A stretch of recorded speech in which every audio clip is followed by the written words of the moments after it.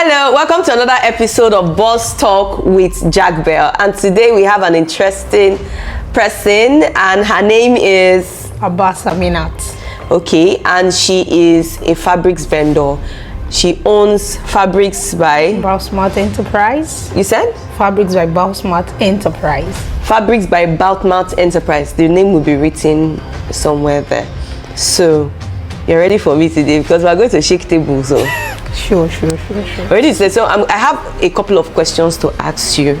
Okay. You know, based on what you do, the fabrics industry and all. And I want you to, we speak honestly here. Okay. Without being shy. Nobody's gonna judge you. Okay, so now, do you think, what is the most ridiculous thing a customer online has ever asked you or told you? Okay, I could remember 2013. Okay. When someone messaged me online, customer wants to buy some fabrics. She went through my catalog on Instagram. She picked one particular color of green, shade of green for a fabric. Are you interested in this? She said yes. She made payment. I sent the fabric to the person. Actually, the order was from Ondo State. So by then, I did not know the fashion designer she's giving the fabric to. So I sent the fabric to her. She got the fabric. How far have you received your package? She said yes. Do you like it? Yes. All the acknowledgement and everything was so good. Maybe after like 2 weeks, she messaged me back. Madam, the fabric where you sell for me is not good. That is not what I asked for. What are you telling me, madam? You've already acknowledged the fabric being gotten and you actually like it. She said, no, that's not what my tailor, I can't call the person fashion designer though. I'm going to call her tailor. That's not what my tailor told me. She said the color you are giving me is not COVID-19 green. Which one is COVID-19 green? I was like, COVID-19 green, madam.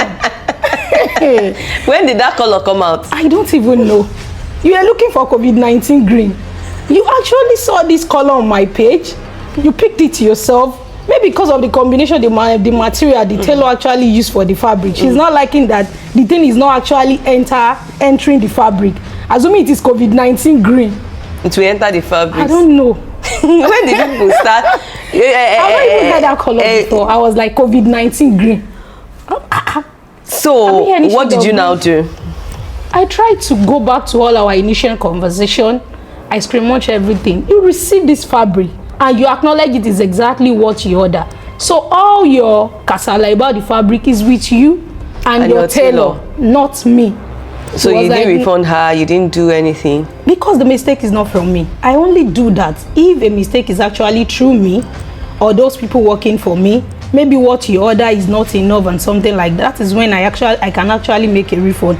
But that mistake is not from us. The combination of the material the tailor actually used for that particular fabric is not actually going well with the fabric. That is why it's actually giving another shade of color. And you're not scared that she won't come back? I don't think so, because she actually acknowledged at the end of it, because I have to explain to her, acknowledge all the message we've actually, because everything was online, we did not see each other, and after getting your fabric you confirm it is exactly what you ordered. Are you one of those people that used to say we should ask for price in the DM, or do you state your price? Majority of my price on Instagram and majority of my post on Instagram comes with price. So now what about the people that do not put price? Do you think it's pride or what? To me, I believe if you're not putting price tag on your fabric, it's because you have different price for different people. Maybe yes, okay. That's to me, because if you have just one single price for everybody, irrespective of where you're coming from, all your products should actually be tagged with so price. You're saying that those people that actually say DM for price is like they look at profiles first before they charge? Maybe, like assuming Jack Bell is messaging me that I want this fabric, we charge you based on, you know that. So don't try it. So I think that is where that one is coming from. So now, do you think if somebody says, like that client that you talked about, if she said that your fabrics is low quality, would you have refunded her? Would you have collected it back, or you would say she should go to hell?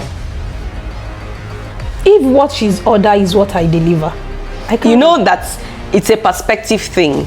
Okay. So to you, what you delivered is correct, Sure. you know, and she's saying that no, it is low quality, that what you are delivering is rubbish. If it is immediately after she actually acknowledged the fabric, and it is not exactly what she was expecting, that one is not a problem. I can refund her after getting my So fabric. you're not one of those who is not scared of refund. No, I'm not. That one is not a problem. If it is immediately when you receive your fabric and you are like, no, Basma, this is not actually what I want something. Okay, no problem. Now I explain to you, I can refund that back. So now, are you married? Yes. Okay, now. 2 kids. Yes. So would you have accepted if your husband says now, shut down your business? Shut down your business now. Would you do that? If he says, shut down my business Now. without no reason, Shut down your business now. Like I can provide. I don't think I can accept that. They're looking for war. It's not actually like war. There must be reasons now. Shut down your business because I don't want you to work again. That one is not possible. The kind of person I am, even him, he knows that I can't just be sitting down doing nothing.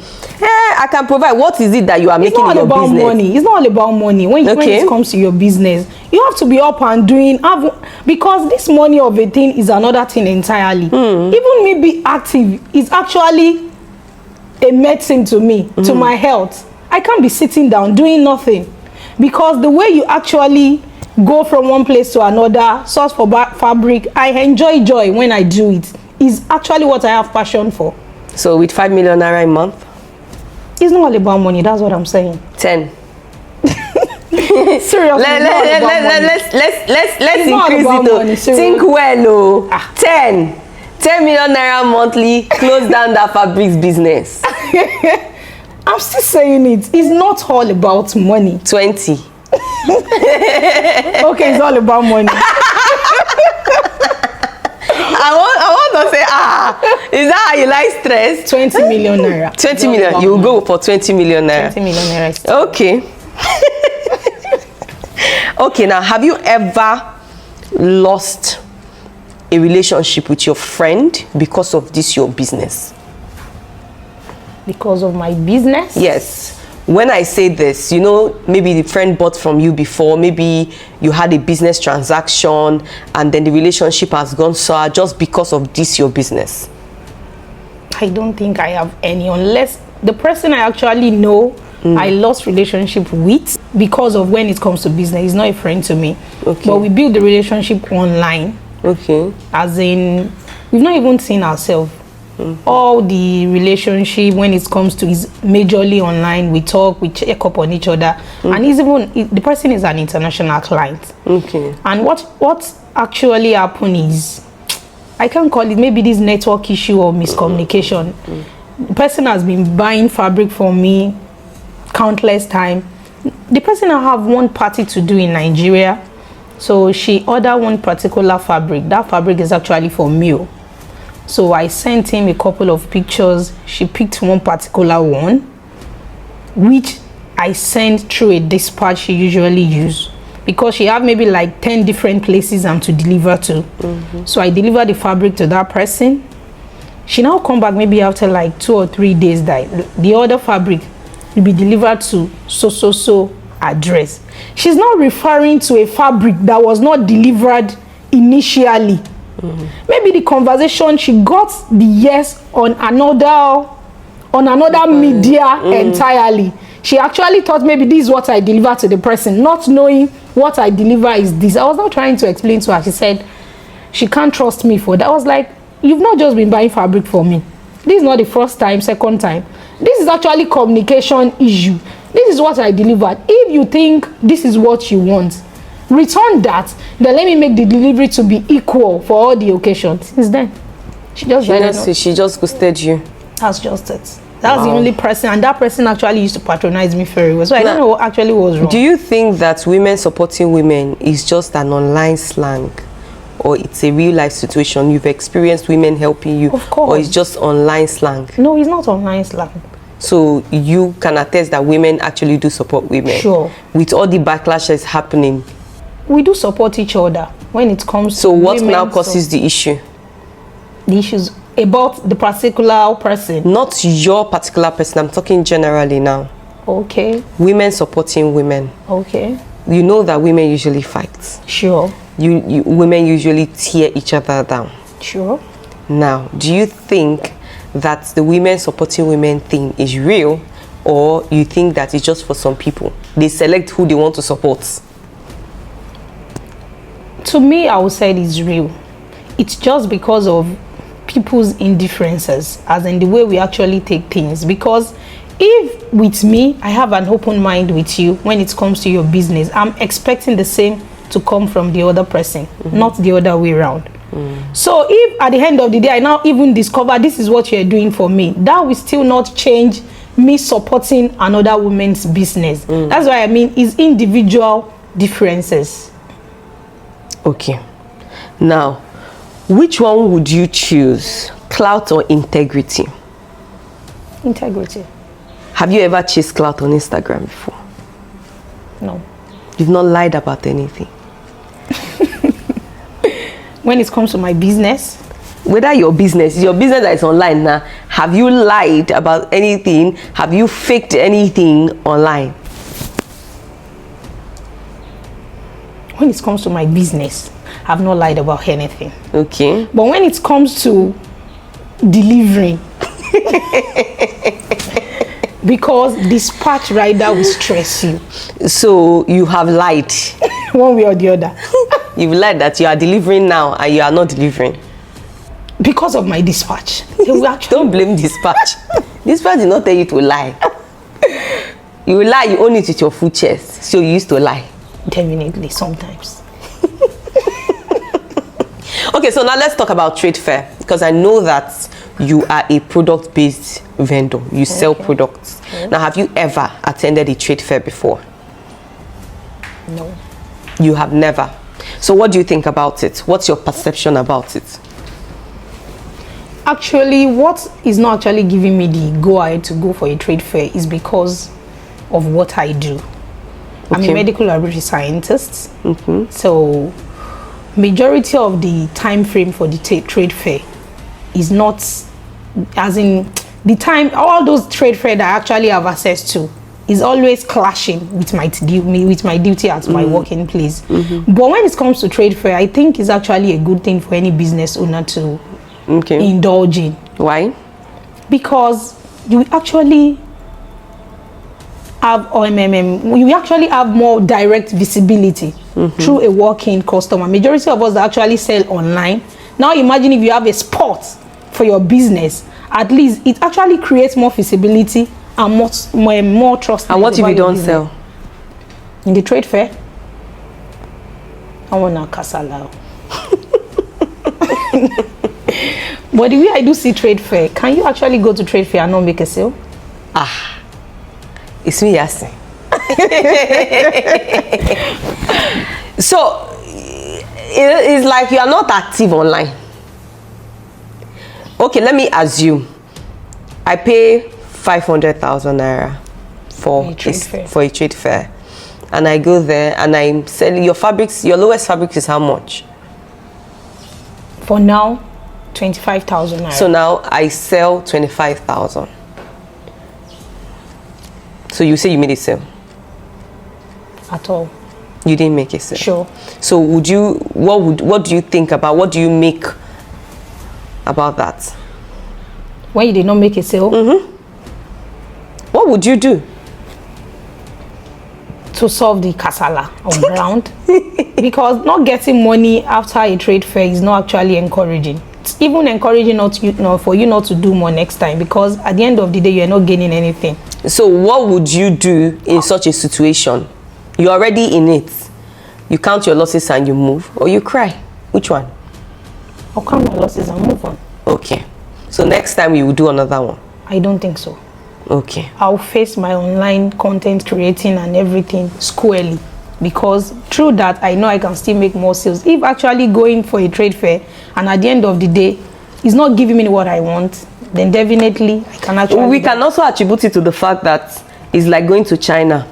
Have your people go to China now? Yes, your people go to China. So and we know that a lot of people went to China this recent time. Sure. So if you took flight tickets to China and you ended up not buying something, is it not the same thing? I don't think that thing is actually possible, because why I think so is if you're actually going to one thing or the other that you've not actually been into it before, there are steps you take. You don't just do that thing on your own. You have to actually take time to study it, move with those who are in it before, go with them. They will actually put you through on how to go about it. This is what you do when it comes to this is how to go about. Because I have one sister, the person is just going to China for the first time, but she did not go alone. She go with someone. So at the end of the day, when she came back, I asked her, what can you say about this China? She told me that the going actually worth it, because even this scarf they sell online as in Nigeria is around 18,000. In China is around 5,000 naira. So at the end of the day, if you actually calculate everything, it's worth going. The only thing I will tell you people about that is when you want to venture into something that you're not into before, go through someone that is into it before, so as you not going to. And what if the person does not reveal anything to you, or you don't know that people keep information now? It depends on the kind of person you choose to go through. And if they give you a lie, you gotta meet somebody, they give you a lie. So because I might walk up to somebody thinking that I'm actually meeting somebody that wants to tell me something, that can in my head, and you don't actually tell me. You tell me you cannot tell me, or you tell me it's a trade secret. After getting there, the person that your sister went with, did she pay for the person's flight? Or the person actually is going to the same thing. Yes. It actually makes sense. Now, yes. if that's what I'm you saying. are somebody like you are one man mopo that don't have anybody, you still have somebody. Who? Somebody. So if you want to go to, you have somebody. Yes. You. Yes. That's you in the fabrics industry. Yes. Because you guys have a group, right? Sure, we have a group, suppliers group and everything. And if you're just coming up, it's just for you to follow footsteps. Don't rush. It's a gradual process. You can't just come into fabric business now and you're telling me. But you guys hype your price a lot. We don't hype price. We charge based on what we get, based on quality, based on uniqueness and everything. If you actually talk about quality, most of you actually say the same quality, but some people 13,000, 25,000, 15,000. Which one is now the Ankara of 6K? Ankara has 3 different grades. Okay. We have the small one, the medium one, and the quality one. We even have Ankara as expensive as 60,000 naira. It's just that all these big Golandis, they are very expensive. But all those small, all those things are actually a fixed price in market that you can't even hype it unnecessarily, because people knows the price. So when you're talking about, they will ask you, is it small or medium?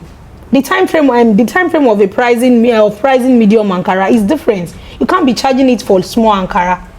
So it's not that maybe we are hyping price. It depends on the quality of the fabric you're getting. So what of all those people so what quality of fabric do those people that do ready to wear for 5K, what quality do they now sew with? Ready to wear for 5K? For which kind of fabric? Ankara. Is it only pant trouser?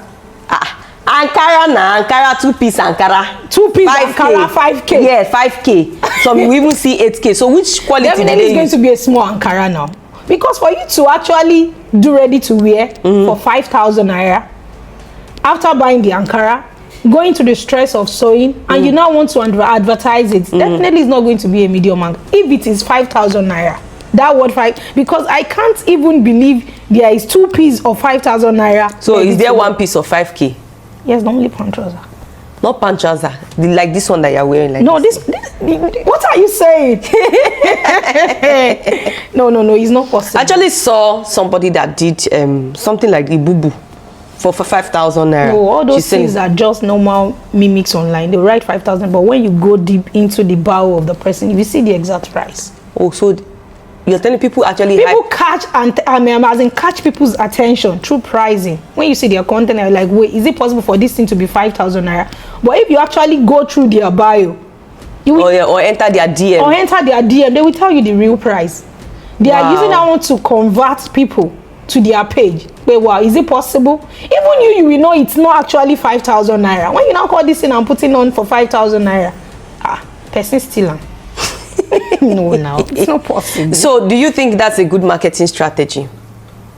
A good it's not bad, in as much you're getting people's attention to. So you can do it. Why not? You put something 5,000. I can even call it 1 million. Then when they enter my, you don't have to enter my DM. All the details of the fabric will be stated in the bio. They will just tell you, check the bio. That one is just normal memes for people to do adverts, creating content, just to catch their attention. And you don't think that questions your integrity? Because they don't even have to enter your DM before they get the exact price. It's just like normal jokes, just catching funds online and everything. One day we'll joke and it will be real. It cannot be real because the details of this advert is in the bio. You don't have to enter my DM. Yes, the caption. You don't have to enter my DM before you actually see the exact price. You know that Nigerians don't read. Exactly, they don't. Then when they ask question, I can tell them, please, the exact price is in my bio, is in my caption. Okay. I'll go through it. Okay, so they'll be forced to go and read. What is the most craziest thing that you have done? When it comes to advertising. Not even advertising, generally. Craziest. That if they put camera, they would have dragged you. Oh, craziest. That should be in my house. What did you do in your house? What did you do in your house? Don't let us talk about that. What did you do in your house? No, let us talk about that. The craziest thing I've ever done should be in my house, not social media. Okay, you've not done anything crazy. That's nice. So you've not done anything crazy on social media. No, really. Oh, you're on your own, so demure, you know. so good, so nice. Oh, seriously, I haven't. Okay, so it was nice talking to you today. Thank you, ma. You're so gentle. You're so gentle. You people like gentle vendors. See one, very gentle. No wahala, not like me. Very gentle, demure. That's where we drag your shoe now. Very, very demure vendor. So thank you for coming.